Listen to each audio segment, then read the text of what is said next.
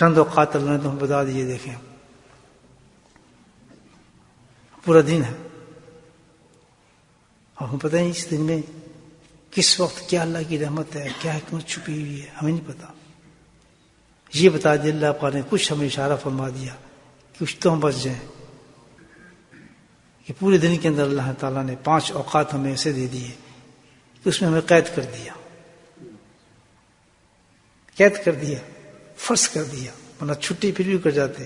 زبردستی اللہ نے قید کیا کہ یہ جو وقت ہیں اتنے قیمتی ہیں, تم نہیں جانتے کہ میری اس میں کتنی رحمتیں ہیں. زبردستی کر دیا کہ تم نے آگے 5 وقت نماز پڑھنی ہے. تو یقین اس میں اللہ تعالیٰ ہمارے لیے بہتری ہے کہ پتہ نہیں کتنا خزانہ ہوگا اس وقت میں, جو اللہ تعالیٰ ہمیں صبح کے وقت بلاتا ہے کہ صبح آؤ اور نماز کی طرف آؤ, نماز پڑھو.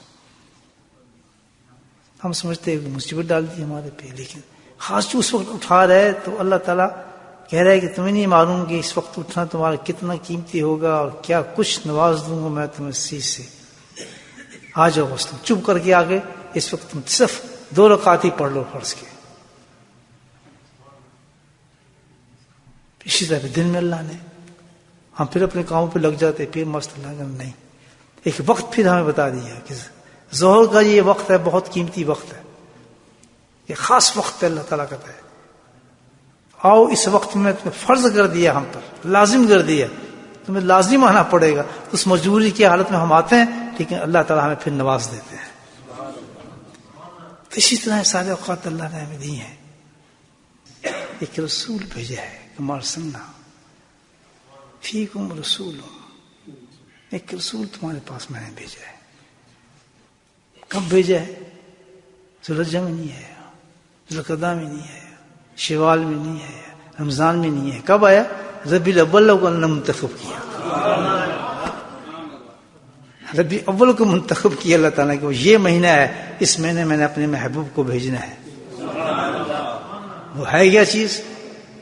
وجہ وجود کائنات ہے کہ جس کی وجہ سے پوری کائنات بنائی, سمندر بنائے, دریا بنائے, آدم بنایا, نوح بنایا, انبیاء بنائے, جتنے بھی آپ دیکھ رہے ہیں, جو کچھ جنت بنے, دوزخ بنے, سب کچھ جو بنایا, وجہ وجود کائنات کون ہے؟ حضرت محمد صلی اللہ علیہ وسلم. آواز آئی, ندا آئی. آواز میں یہ تھا کہ بھائی اس بچے کو اٹھاؤ اور زمین کے ایک ایک گوشے کے اندر اس کا تعارف کراؤ, اس کو گھماؤ, ہر جنس اور انس کی روح سے اس کا تعارف کراؤ, تمام فرشتوں سے, پرندوں سے, چرندوں سے تب کو اس کی زیارت کراؤ. آدم علیہ السلام سے لے کے عیسی علیہ السلام تک تمام انبیاء سے اس کا تعارف کراؤ, اور تمام انبیاء کے دریائے اخلاق کے اندر اس کو غوطہ دیا جائے. یہ آواز کونچی پورے زمانے میں, کما ارسلنا فیکم رسولا. اس آیت کے ساتھ اللہ تعالیٰ فرماتے ہیں, یہ جو آیت چلی اس کے ساتھ فوراً اللہ نے دوسری آیت کون سی لگائی ہے؟ فَاسْكُرُونِي يَذْكُرُكُمْ وَلَا, یاد کرو مجھے, فَاسْكُرُونِي يَذْكُرُكُمْ وَلَا تَكْفُرُونَ لا تَكْفُرُونَ, جا دیکھو شکر میرا کرو.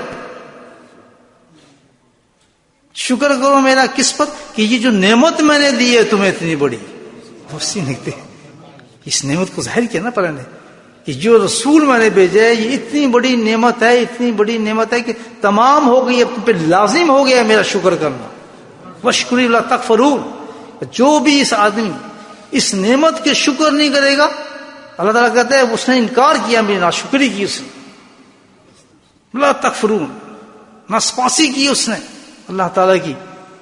لازم ہر انسان پہ کہ اس پر شکر کرے گا. نہیں بابا کس طرح کریں اللہ تعالیٰ نے خود ہی بتا دیا. فَاسْكُرُونِي, اس کا شکر جس نعمت کا تم نے کرنا تو ایک ہی طریقے سے کرنا ہے کہ ہما دوست ہر وقت میرے ذکر کے اندر محو ہو جائے. عجیب نقطہ ہے کہ علماء کرام نے پیش کیا ہے. یہ جو ذکر ہمارا ذکر میں کرتے ہیں جس کی کتنی تعریفیں, اب کتنے عرصے سے ہم ذکر کی تعریف کرتے ہیں, یہ ایک عجیب تعریف کی ہے کہ وجہ کیا ہے ذکر کرنے کی. قرآن بتاتا ہے کہ حقیقت میں ذکر جو جڑا ہوا ہے خود نبی پاک کے ساتھ جڑا ہے.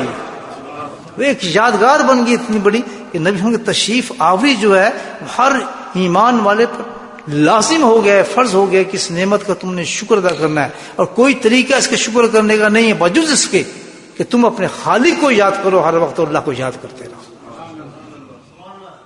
پتہ ہی چلتا ہے سبحان اللہ کہ جو اللہ کے ذکر کرنے والے ہیں وہی سچے عاشق ہیں نبی پاک سن کے.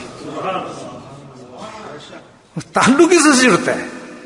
جو ذکر کرنے والا ہے یقیناً اس میں ایک چیز دوڑے گی، وہ سارا احسان مانے گا اللہ تعالیٰ کا، اس کے آنے کا اثر مانے گا، وہ اپنی زندگی کو متواتر نبی پاک میں زندگی کے مطابق ڈھال دے گا. یہی ذکر کا سبق آپ دیکھ لیں. ایک نیت ضرور کر لے کہ اس وقت میں اللہ کا ذکر کر رہا ہوں تو اللہ تعالیٰ کی اس نعمت کا شکر کر رہا ہوں کہ اللہ تعالیٰ نے اس نبی صلی اللہ علیہ وسلم کے ساتھ ہمارا تعلق بنا دیا. اللہ تعالیٰ ہمیں اس امت میں پیدا کر دیا کہ جو بندہ سچا ذکر کرے گا اس پہ فوراً سب سے بڑا اثر یہی ہوگا کہ اس میں نبی پاک کی سنتوں کا اثر ہونا شروع ہو جائے گا. چاہے کتنا ہی سخت زمانہ ہو، کتنا ہی سخت زمانہ ہو، کتنا ہی سخت زمانہ ہو، لیکن ذکر ایک ایسی چیز ہے کہ اس پر یہ سب سے پہلے جو چیز آسان کرے گا وہ سرکاری سنت کو آسان کرنا شروع کر دیتا ہے.